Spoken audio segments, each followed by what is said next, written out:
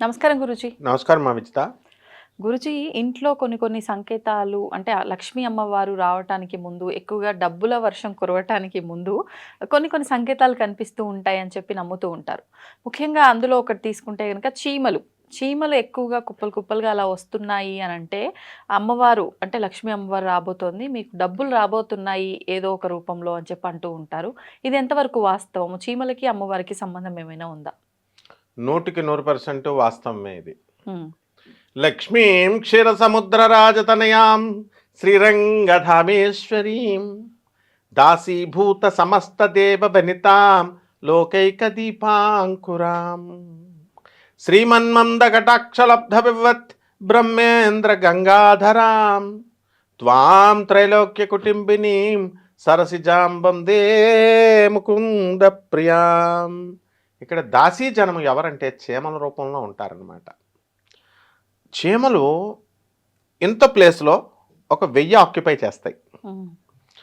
అదే మనుషులు ఒక 1000 మందిని పెట్టారంటే ఎంత ప్లేస్ కావాలా? కాబట్టి దాసీ అనగానే మనుషుల సైజులో మనం ఆలోచిస్తాం. మనకులాగా ఇలాగ వింజామరలు వేస్తున్నారు, వాణీరమా సేవితాం అన్నాం లలితాదేవిని. అంటే ఒక పక్క సరస్వతి, ఒక పక్క రమ అంటే లక్ష్మీదేవి, ఇద్దరు వింజామరలు వేస్తూ ఉంటారు. అలా ఊహిస్తాం చీమల రూపంలో అనమాట. ఆ చీమలు యక్షిణీ దేవతలకు కూడా ఎక్కడైతే నిధి నిక్షేపాలు ఉన్నాయో ఆ నిధి నిక్షేపాలన్నీ కూడా యక్షిణీ దేవతలు కాపలా కాస్తూ ఉంటాయి. అదే చీమలు అనమాట. చీమల రూపంలో యక్షిణీ మాతలు కామరూపులు.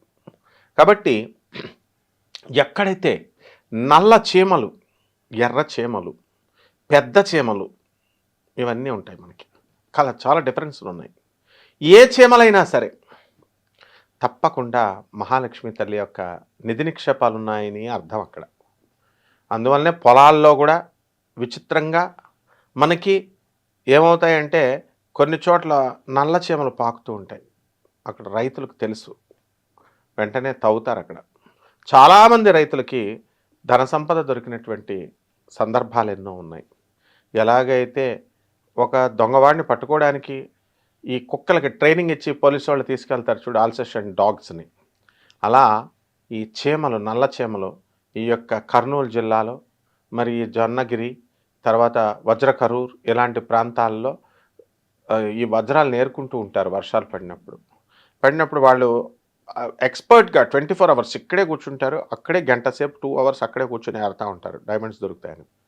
అక్కడ నల్ల చీమలు ఉన్న చోట ఎక్స్పర్ట్స్ వాళ్ళకి తెలిసిపోద్ది, వీళ్ళు అక్కడే ఎతుకుతూ ఉంటారు. ఎంతోమందికి దొరికిన వాళ్ళని మనం చూసాం. కాబట్టి ఇక్కడ ఏమిటంటే ఆ నిధి నిక్షేపాలకి కాపలా కాసేటటువంటిది చీమలు అనమాట. అలాగే మన ఇంట్లోకి నిధి నిక్షేపాలకు మామూలుగా పాములు కాపలాగా ఉంటాయంటారుగా.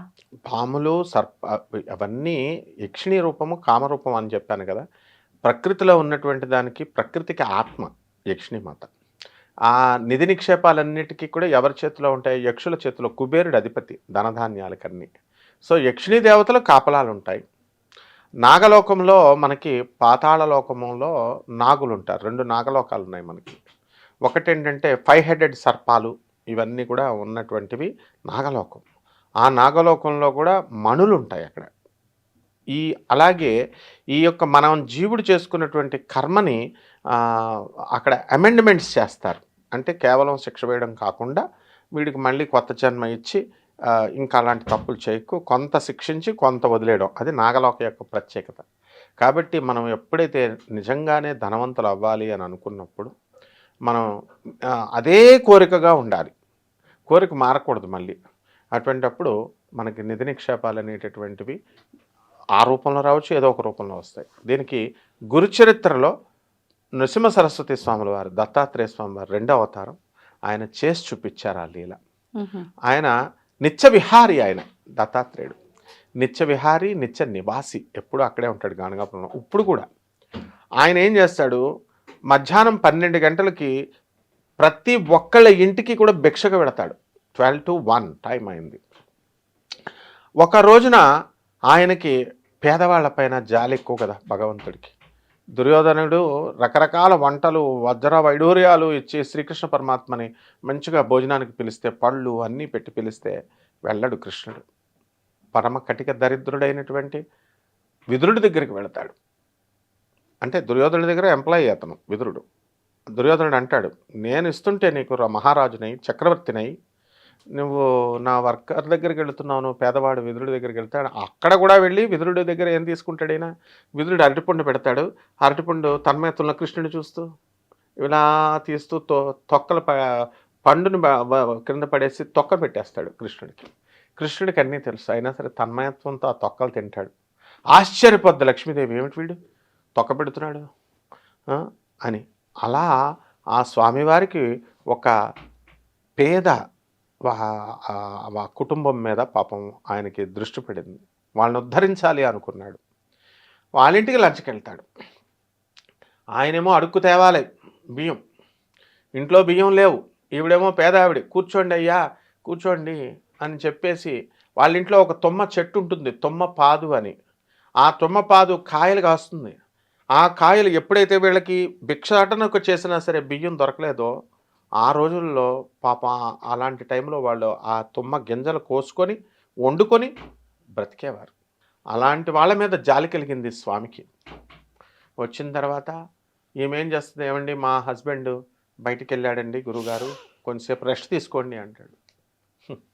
సర్వజగన్నాటక సూత్రధారి, సర్వ జగత్ ప్రభువు ఆయన. ఎక్కడా కూడా ఒక 5 నిమిషాలు ఉండమంటే మనం ఉంటామమ్మా, ఎవరి దగ్గరికనండి, ఎవరు కూడా అపాయింట్మెంట్ టైం అయిపోయిందండి అని వెళ్ళిపోతారు. కానీ అంత పెద్ద ప్రభువు కూడా అతను వచ్చేదాకా అక్కడే పడుకుంటాడు రెస్ట్ తీసుకొని. ఈ లోపల ఆమె తుమ్మ గింజలు వండుతుంది. భిక్షాటన లేదని వస్తాడు ఆయన. తుమ్మ గింజలు వండి అన్నం పెడుతుంది స్వామికి. కొంచెంసేపు రెస్ట్ తీసుకున్న తర్వాత ఆయన వెళ్ళిపోతూ ఆ తుమ్మ పాదుని ఇలా పీకి పడేస్తాడు. పీకి పడేసి మళ్ళీ వేస్తారేమో అన్నట్టు ఆ మొక్క ఇలా చిన్న చిన్న మొక్కలు చేసేసి పడేసి వెళ్ళిపోతాడు ఆయన. వెళ్ళిపోతే వాళ్ళ భార్య అంటుంది, ఆమె నువ్వేమో గురువు అంటావు, ఈమెమో ఏం చేశాడు, మనం భోజనం పెట్టి అంత గౌరవంగా చూసుకుంటే ఎప్పుడైనా మనకి బియ్యం దొరకని పక్షంలో ఈ తుమ్మ గింజలు మనకి ఆధారం అయ్యాయి, అలాంటి చెట్టుని పీకేసాడేంటయ్యా బాబు, నీకేం గురువయ్యా బాబు అంటుంది. నా గురువు ఏది చేసినా మంచికే చేస్తాడు అంటాడు ఆయన. అప్పుడు సరే తర్వాత సంగతి చూద్దాం, ముందు ఆ చెట్టు మళ్ళీ పాతు అని అంటుంది. అక్కడ పాత తింటే అక్కడ ఏమవుతుంది, ఖంగమని తగులుతుంది. చీమలు అక్కడ తిరుగుతూ ఉంటాయి. నల్ల చీమలు ఉన్నాయి. అవి కుట్టవు కాబట్టి అదే ఎర్ర చీమలు కుడతాయి కాబట్టి మనం జాగ్రత్తలు పడతాం. సో ఇలా తవ్వుతుంటే ఖంగమని సౌండ్ వస్తుంది. ఏదో ఉంది అని తీస్తే నిధి నిక్షేపాలు. అది స్వామివారు మళ్ళీ, లేకపోతే ఆ చోటునే వీళ్ళు టచ్ చేయరనమాట. అందుకని మనకి నిధి నిక్షేపాలు అనే వాటిల్లో కాకుండా నేను రియల్ స్టోరీ చెప్తున్నాను అమ్మా. ఒక చోట మా ఊర్లో రాజమండ్రిలో అందరికీ తెలుసు, కానీ మనము చెప్పకూడదు కాబట్టి అదంతా ఎప్పుడో 50 సంవత్సరాల క్రితం జరిగినటువంటిది. ఉల్లిపాయ బస్తాలు వ్యాపారం చేసేవారు, ఉల్లిపాయల హోల్సేల్ వ్యాపారం చేస్తుంటే రోజు ఉల్లిపాయ బస్తాలు వస్తాయి కదా, అలా లోడ్ చేస్తారు, గోడౌన్లో పెట్టారు. 3 బస్తాల డబ్బు నిండా వచ్చేసింది అనమాట. దాంతో వాళ్ళు లక్ష్మీవంతులు అయిపోయారు. సినిమా థియేటర్లు కట్టుకున్నారు. అందరికీ తెలుసు ఈ స్టోరీ. అలాగే కాకినాడలో సినిమా థియేటర్లు కట్టిన వాళ్ళ సంగతి కూడా చెప్తున్నాను. మా చిన్నానే స్వయంగా ఇక్కడ food corporation of India, Chaganti Koteswararao గారు కొలీగ్, వీళ్ళంతా చాగంటి కోటేశ్వరరావు గారు కూడా ఫుడ్ కార్పొరేషన్ ఆఫ్ ఇండియాలో చేశారు కాకినాడలో. అక్కడ సామర్లకోటలో చేసినప్పుడు ఆది వరహాలు అని ఒక ఆయన ఉండేవాడు. ఆయన ఇలా పడుకొని ఉన్నాడు అనమాట. పడుకుంటే రోజు అక్కడ చీమలు వచ్చేవంట. అంతా కూడా కలలో తెల్లని వస్త్రాలు ధరించి గజ్జల సౌండ్ వస్తే ఈయన దెయ్యమని భయపడేవాడు. మా గురువుగారి దగ్గరికి పురాణపండి రాధాకృష్ణమూర్తి గారి దగ్గరికి వస్తే, నాయన అక్కడ లక్ష్మీదేవి ఉంది అని చెప్తే వీళ్ళకి ఏమర్థమవుద్ది. ఆ మన్నాడు ఆ కాంట్రాక్టరు కట్టేవాడు ఆ రాయిని ఇలా తీయగానే బుల్డోజర్తో నిధులు దొరికినాయి. దాంతో వాళ్ళు సినిమా థియేటర్లు కట్టారు కాకినాడలో. ఇది కూడా ప్రజలందరికీ తెలుసు. అందువలన నేను అనేది ఏంటంటే అమ్మ, ఇవన్నీ ఎలాగా ఐడెంటిఫై చేశారు? ప్రైమా ఫ్యాసి అంటాం కోర్టులో. ప్రాథమిక దర్యాప్తులో ఆధారాలు ఉన్నాయా జడ్జి మేడం చూస్తుంది. ఆ విధంగా లక్ష్మీదేవి మనం కుబేర్లం కాబోతున్నామా లేదా అన్నది చీమల రూపంలో చెప్పుద్ది అనమాట. ఆ ఇండికేషన్ ఇస్తుంది. అవి నల్ల చీమలు అవనాయి, ఎర్ర చీమలు అవనాయి, చిన్న చలి చీమలు అవనాయి. ఇవన్నీ కూడా మన ఇంట్లో ఆ పుట్టలు పెడితే ఖచ్చితంగా మనకి లక్ష్మీదేవి కుప్పలుగా డబ్బు ఇవ్వబోతోంది అని సంకేతం. అంతేగాని అక్కడ నిధి నిక్షేపాలు ఉన్నాయని గొయ్యి తవ్వేసుకోకండి ఆయన, పోలీసు వాళ్ళు వచ్చి పట్టుకుపోతారు. మొత్తం ఇంకా భూమి కిందంతా డిపార్ట్మెంట్ది అనమాట. భూమి పైదంతా మనది, గోడల్లో మనది. కాబట్టి ఈ రకంగా మనం కనుక చేసుకున్నట్లయితే మనకి లక్ష్మీదేవి ఇస్తుంది. త్రిమూర్తులు అని ఒకడు ఉండేవాడు. 10th క్లాస్ ఫెయిల్ అయి పాపం అమాయకంగా ఉండేవాడు రాజమండ్రిలో. ఇదంతా నా చిన్నప్పుడు స్టోరీస్ చెప్తున్నాను. వాడు ఇప్పుడంతా ఫేమస్ అవ్వాలని ఎలాగైతే మీడియా ముందుకొచ్చి వీళ్ళందరూ ఎలాగైతే చెప్తున్నారో, ఆ కాలంలో కూడా పత్రికలు అవి ఉండేవి. అయితే వాడు ఫేమస్ అవ్వాలని ఏం చేసేవాడు, మా ఇంట్లో నిధి నిక్షేపాలున్నాయి, మా ఇంట్లో నిధులున్నాయని చెప్పేవాడు. బంగారు బిస్కెట్లున్నాయి ఇగో మా గోడల్లో అనేవాడు. ఓరి వెధవ అలా చెప్తే పోలీసులు వచ్చి పట్టుకుపోతారురా, భూమి కింద ఉంటే. భూమి పైన అంటే డిపార్ట్మెంట్‌ది కాదురా అంటే, గోడల్లో ఉన్నాయి, గోడల్లో ఉన్నాయి అనేవాడు. గోడల్లో ఉన్నాయంటే నిజంగానే దొంగలొచ్చారు. గోడల్లో ఉన్నాయనుకోని. చేస్తే వాడు పాపం దరిద్రుడు. వాడి దగ్గర ఏమున్నాయి పాపం లేవు. అందువలన ఇలా కాకుండా వాడికి తర్వాత చీమలు వస్తున్నాయి గురువుగారు, చీమలు వస్తున్నాయి అని అడిగాడు. త్వరలో అవుతావురా నాయన, నువ్వు గొప్పవాడివి అవుతావు అన్నాను. వాడికి ఏమీ తెలియదనమాట. ఒక తెల్లని వస్త్రాలు వేసుకోవాలనిపించిందంట. బట్టలు వేసేసుకున్నాడు. బట్టలు వేసేసుకొని వాస్తు పండితుడైపోయాడు.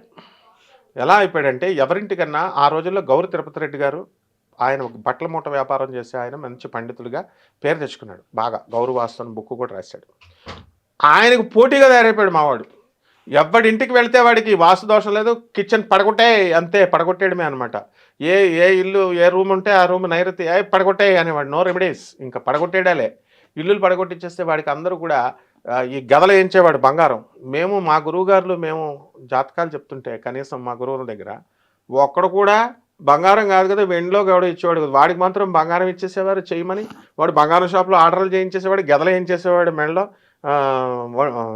అట్లా ఎలా అయ్యాడంటే చీమలు ఇండికేషన్ ఇచ్చింది. కాబట్టి నేను చెప్పేది ఏంటంటే, ఎవరైతే మహాలక్ష్మి తల్లి మంత్రం చదువుకుంటూ ఈ చీమలు అనేటటువంటివి పంపిస్తుంది, ఫస్ట్ లక్ష్మీదేవి ఏజెంట్స్ వాళ్ళు. ద మోస్ట్ హార్డ్ వర్కింగ్ ఇది ఏమిటది, హార్డ్ వర్కింగ్ జీవి ఏదైనా ఉందంటే చీమేనమ్మా. ఆ చీమ రాబోయే దూరదృష్టి ఉన్నటువంటిది. ఎంతో కాలంలో వర్షాకాలం వస్తుంది, ఇప్పుడు మనం బయట తిరగలేమని చెప్పేసి ముందే ప్రతి యాంట్ కూడా లోపలికి తీసుకువెళ్ళి దాస్తుంది. అండ్ అక్కడ ఎక్కువ హార్డ్ వర్క్ చేసేది ఎవరో తెలుసా, ఆ గ్యాంగ్ని నడిపేది ఎవరో తెలుసా, ఫిమేల్ యాంట్. ఈ చిన్నప్పుడు మనం చదువుకున్నాం. కాబట్టి ఎట్టి పరిస్థితులు అలాగే స్త్రీలందరూ కూడా మరి ఈ కాలంలో ఆ చీమలను చూసే మ్యాన్ డామినేటెడ్ సొసైటీ పోయి ఇప్పుడు హ్యాండ్పెక్డ్ సొసైటీగా తయారైంది. ఆడవాళ్ళ సామ్రాజ్యం ఏర్పడింది, ఆడవాళ్ళ డామినేషన్ వచ్చింది. చక్కగా ఆడవాళ్ళ డామినేషన్ ఉన్నటువంటి కుటుంబాలు ఏ కుటుంబం అయినా భర్త భార్య మాట వింటే ఆ కుటుంబం బాగుపడుతుంది అని ఎస్టాబ్లిష్ అయిపోయింది. సో ఈ విధంగా మనం ఈ చీమల్ని మనం ఇండికేషన్గా లక్ష్మీదేవి వచ్చేది అని చెప్పి మనం ఇండికేషన్గా తీసుకోవచ్చమ్మా. ధన్యవాదాలు గురుజీ. ధన్యవాదాలమ్మా.